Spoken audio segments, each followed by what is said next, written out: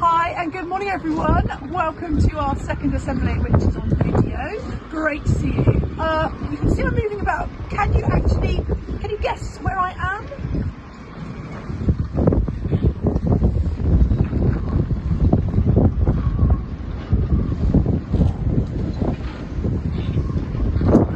Some of you guessed. Yes, I'm down at the marina at Mountbatten and I've come onto a boat for today's assembly. So I'm sure some of you minds are ticking over.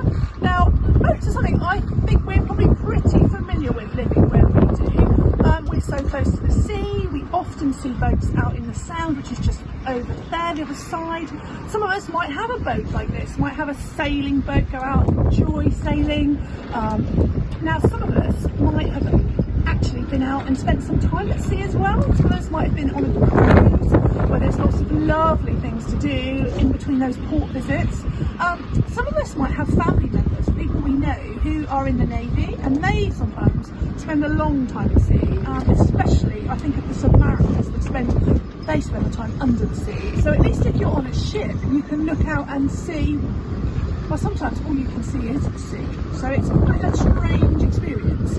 Now, whether it's been for a little short period or if you've been at sea for a while, we've pretty much, I can say all of us, have had the home comforts of a warm bed, good food, and probably space to move about and in which our legs enjoy. Now, we're going to have a think today about some people who had to stay on a boat which, well, was most likely nowhere near as comfortable or as enjoyable.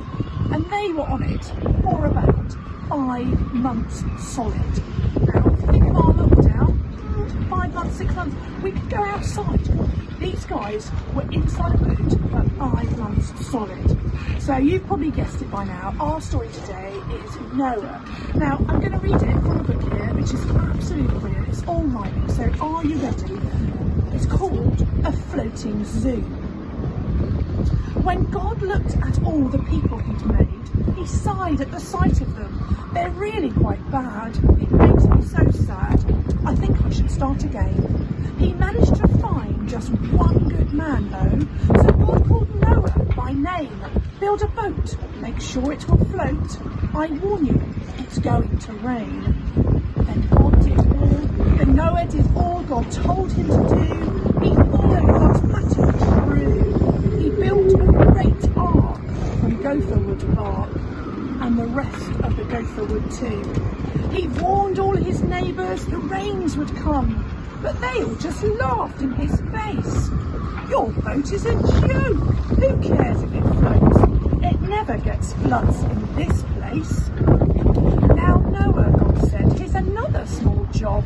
I want you to build me a zoo. Hippos and hares, beavers and bears. A couple of each will do. So Noah collected a world full of beasts, menagerie 2 by 2, donkeys and dogs, ferrets and frogs, kittens and kangaroos. When Noah had loaded the beasts on board, and all of his family too, God shut the door, started to pour. Just 8 members in the crew. So Noah, his wife, their 3 sons and wives were safe as the waters rose high. But down on the ground, everyone drowned as rain fell in sheets from the sky.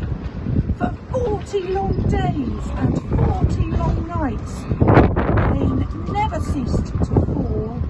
Water like fountains covered the mountains, and no bits of land left at all. Floating alone on the watery world 150 days, Noah just waited. He hoped and he prayed that the floods would go away. The ark came to rest on Arad, a mountain top stock so tall. Noah sent from his hand a bird to find land, but the raven found nothing at all. So Noah sent out a white dove instead, and when it came back with a leaf, he knew at long last that the flooding was past, and his passengers all could leave. So out they all poured, God told them plain, to claim the whole earth fresh and new. filling up my world with boys and with girls, and yes, maybe animals too. Then up in the sky, God painted a sign, a rainbow, a promise above. I never will send rain like this again and cover the world in a flood. My goodness, what an amazing story. Now, if I come back to some of the numbers there, 40 days and 40 nights it rains. That's over a month. Now, it's not raining right now, but I know it's been raining a lot recently. And can you imagine it raining day and night for a whole month? And we have to carry on. That's a long time of rain, isn't it? And the other number there were that they were in there for 150 days before the land water subsided and they could get out. So that's ages and ages.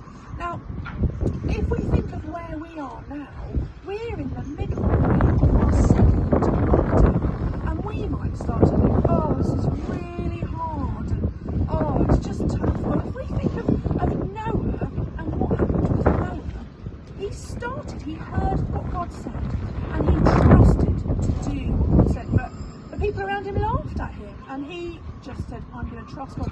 And that's quite tricky, because everyone else didn't agree with him. But then, he didn't really know what was going to happen either. And sometimes we can feel like that at the moment, can't we, not knowing what's going to happen even on the 2nd of December. But God knows, and God had an amazing plan for Noah. So it says in the Bible that Noah trusted God, and off he went. And yes, true enough, God looked after Noah and his family and all of them. They stayed locked away in that boat. And sometimes it's tough being locked away. But can you imagine being locked away with all those stinky animals? Or no space to move. And I expect some of those animals had baby animals while they were on the boat. So they became even more animals. So it would have been, and can you see from the film, I'm moving about quite a bit. That boat would have been moving about an awful lot, and you couldn't just get off. You were there, you were in that boat. And Noah trusted all the time. Now, I wonder, that's a story, it's a great story, it says from the Bible, and we hear it and we think, well, what about me? What can I learn from this story? Well, do you know what? This is what I think. You know I'm a Christian and I come and I tell you about stuff. Well, sometimes I think we just have to we have to trust God, and we have to, even if it's quite tricky, and we don't really understand what's going on, He's bigger than us. And if we did understand, we'd be God. So it says we can learn that in this time to trust God a bit more, and also if we think about that story, how did it end? It ended with that amazing rainbow effect, didn't it? And it did end. So our lockdown is going to end, and all of this stuff is going to get back to a bit more like we used to do. So we can trust and know and have comfort in knowing that that's going to be the way it will. So as I'm in this boat, and as you may be seeing a boat, maybe you can remember this story. And perhaps if you're at home feeling a bit grumpy that we are having to stay at home a bit more, maybe we can think about being thankful that it's going to end, that we can know that God's got it, He's in charge. And I wonder if you've still got that rainbow in your window, or perhaps you could do a new one, maybe you could remember this story and remember that God's promising us that He'd never do that again.